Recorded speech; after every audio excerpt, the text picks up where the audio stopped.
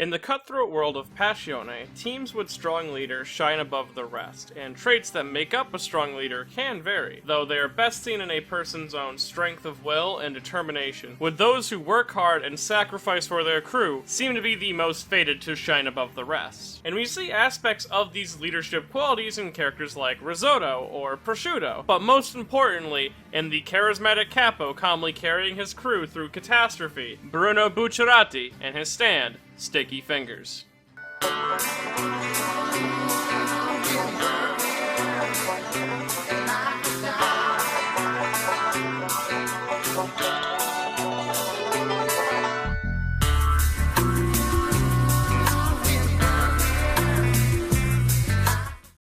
Bruno Bucciarati is the former leader of a gang within Passione that was later named to the bodyguard team, alongside being the deuteragonist of JoJo's Bizarre Adventure Part 5 Golden Wind. And over the course of the part, we see his evolution as a character, as on this journey alongside his crew, they take on increasingly more and more dangerous stand users and come out on top due to their strategy or luck. And on top of that, we see his change from a regular mafioso thug to a capo and even becoming a legend. Bruno is one of the best characters that JoJo has to offer, but before we talk about him too deeply, let's first understand any meaning behind his name. Bruno Bucciarati rolls very well with the overall naming theme of Part 5, where characters are named based on Italian words or specifically food, with Bruno being no different, as the Bucciarati portion of the name comes from a cuderati, which is an Italian fig cookie, which are made when you take a sweet filling, usually comprised of fruits like figs, and then wrap them in a pastry shell in the form of a bracelet, which likely led to the nickname Bucciarati. And then you have Bruno, which is Italian for brown and is likely pulled from brown sugar or zucchero de Bruno, especially since Bruno's first real fight in the series as a good guy was against Mario Zucchero. Along with this, brown sugar is a reference that works well with Bruno's stand's name, Sticky Fingers.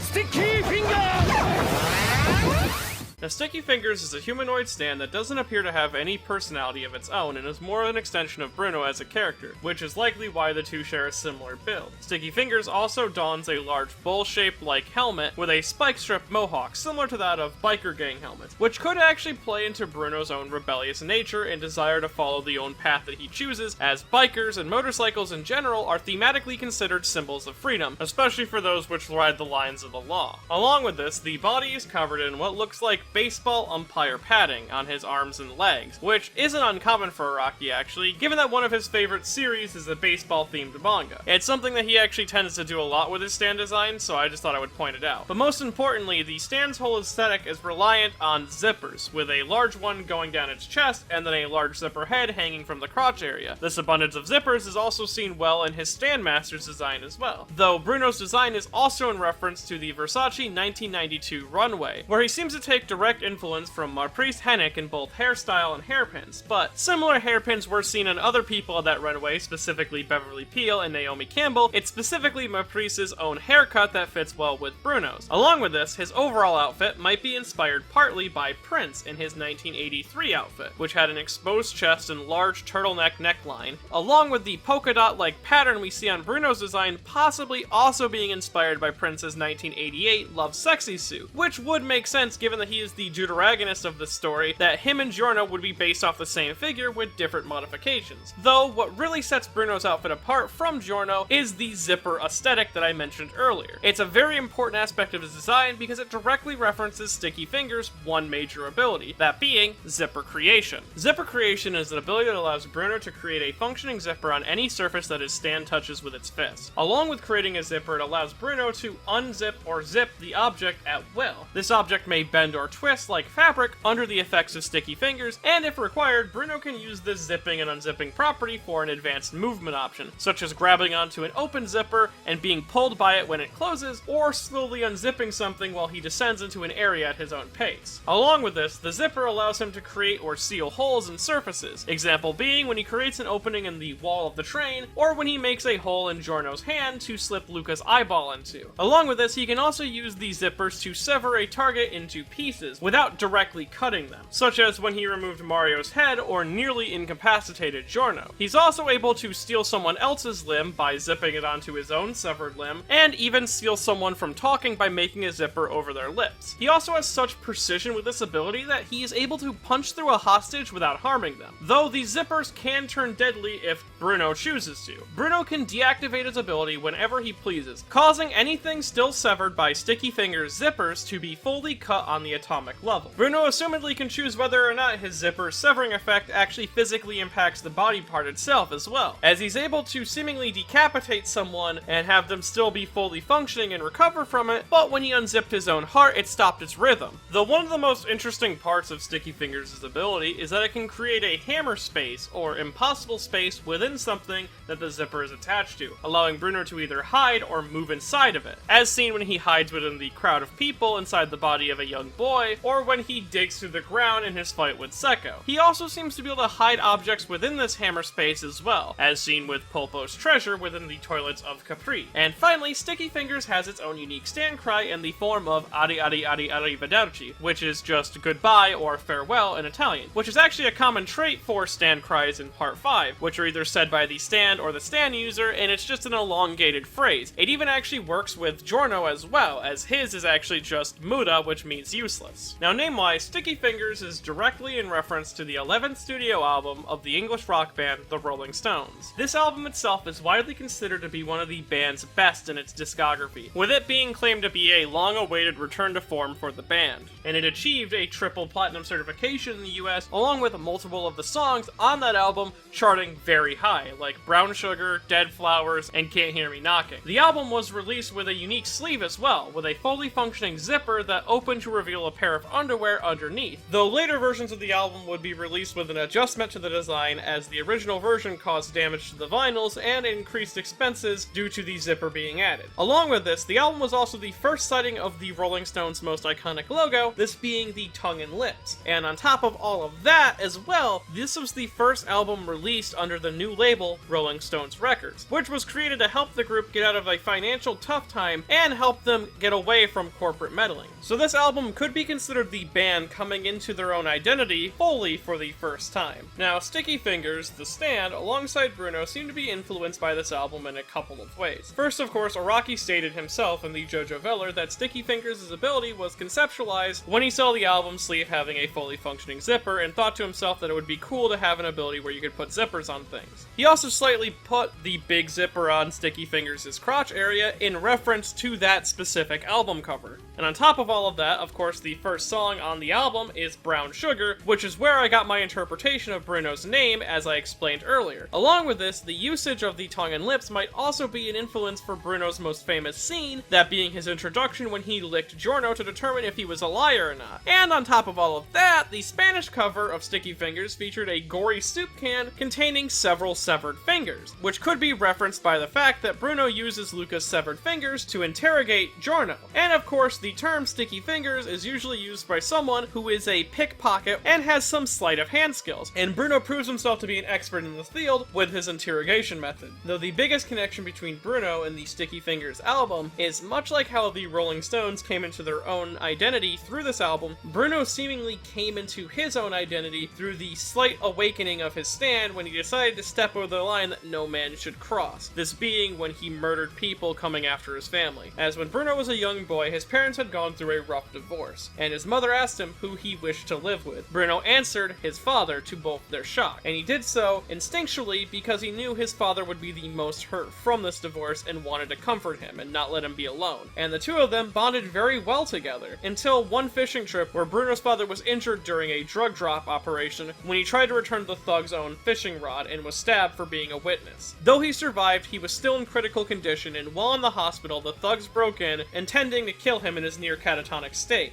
This is when Bruno acted to defend his father, killing the thugs mercilessly, and he did so in a manner that very much emulated his soon-to-be stand ability, though he knew his family wasn't safe just because he killed two dudes, so he opted into the only option he had to defend his family. Bruno joined Passione and worked to earn his keep, gaining the trust of higher-up members like Pulpo until his father passed away due to complications. And what made it harder for him is that he would soon discover that the drugs that led to the destruction of his family were directly related to the gang that he has now sworn his life to, developing an eternal hatred within himself towards the organization that he has dedicated himself to, but he couldn't act on his own. And this self-sacrificial nature and strive to help and protect others is actually one of the core aspects of Bruno's character, and is seen in almost all of his actions, especially in how he recruits everyone into his crew, as he is in part saving them from an unfair situation, be it with Fugo, who he was taking in after his parents disowned him, Narancia, who he took off the streets and cured him of the eye infection that took his mother. With Mista, he saved him from an unfair legal system which would have thrown away Mista's best years, or with Abakio, who he saved from himself. Bruno is willing to extend his hand and help those without hesitation because instinctually he knows they need the help and that's all he cares about. And this builds loyalty within his gang, along with loyalty within his community, as Bruno is also looked upon by the people in the area that he protects as this heroic figure. He's almost verbatim the type of gang star that Giorno wants to be. He lives by the motto of the Capo, to complete one's mission and protect their men. They have to do both, and this is what makes a Capo tough. And he proves this time and time again, willing to put his life in danger in order to protect his men, like when he dragged Prosciutto out of the train with him to disable Grateful Dead, or when he carelessly threw himself off a building to distract Secco, not knowing if he'd be affected by Green Day's stand ability, though these members don't bring him closer to his goal. They only make working for the gang bearable. Thus is why his encounter with Giorno is so important. Giorno is a person who finally saw Bruno for who he was, a nice person completely dissatisfied with his own organization.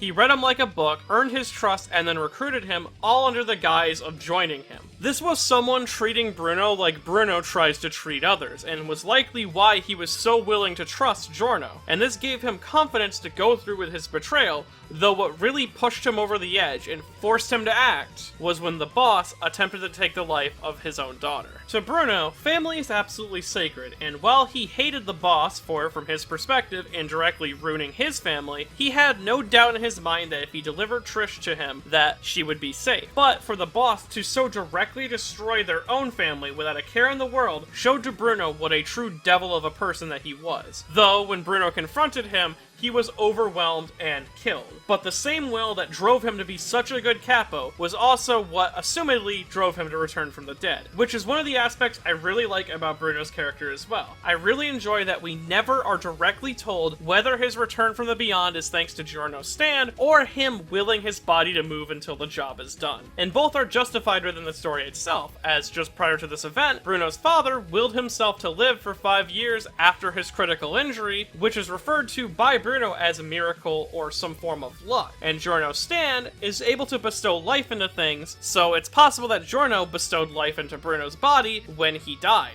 Both are reasonable theories, and that's what makes this mystery so enjoyable. Though no matter the cause, Bruno continues to fight and move on, even though his body is slowly decaying. But even in the zombified state, Bruno still cares about his crew, not ordering them to follow him in his pursuit of this new goal of defeating the boss, but offering them the choice. And thanks to the loyalty that he has established with them, most choose to follow him, leading them deeper and deeper into hardships, and those Bruno saved suffer again and again so that he can pursue his goal. And by the end, he ends up having to watch those he loved die around him, until Bruno was finally able to assist the boy who gave him the courage to stand for what he believed in. As in a heroic sacrifice, Bruno destroys Chariot Requiem, which basically was the only thing keeping him in a living body at that point. So, he returned all the souls to their original body and delivered Giorno the Beetle Arrow, coming full circle and helping those in their time of need. And this time he did so while achieving his dream, accomplishing his goal while protecting his crew. A legend in his own right, and someone who may have died, but their actions will remain eternal, creating a token of remembrance through Giorno in the form of Gold Experience Requiem. Bruno is a character that plays very well with Part 5's overall theme of fate, becoming a legend forged by it and refined by his own confidence in his decisions. He was bestowed his role as the key that would awaken the sleeping slave of Giorno Giovanna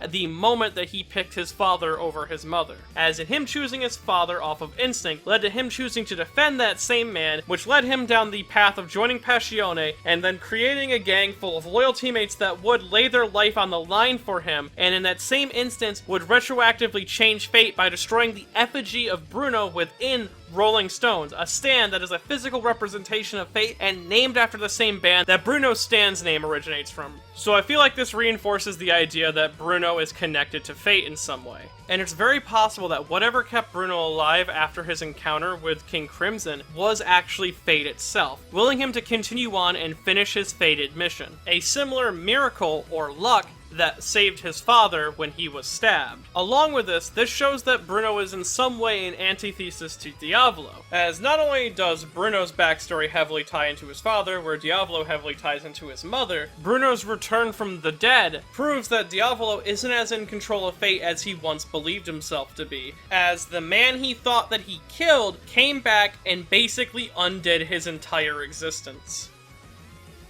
Now, if you enjoyed this video and want to see more videos like in the future, I have a Patreon at patreon.com/MediNotTheBadGuy. And if you want to get your fingers sticky as well, you can do so by buying a copy of Shimonetta, A Boring World Where the Concept of Dirty Jokes Doesn't Exist at buyshimonetta.com.